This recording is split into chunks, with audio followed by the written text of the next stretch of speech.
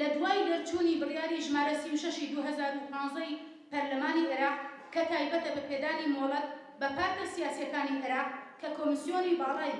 سربەخۆی هەڵبژاردنەکانی عێراق سەرپەرشتی دەکات وەک تەڤگەری ئازادی کۆمەڵگای کوردستان سەردانمان کردن و سەرجەم ڕێکارە یاساییەکانمان تەواو کرد. لە دوای بەدواداچوون لە بەرواری 4 12 2007 مۆڵەتی فەرمیدرا بە تەڤگەری ئازادی کۆمەڵگای کوردستان بە ژمارە 139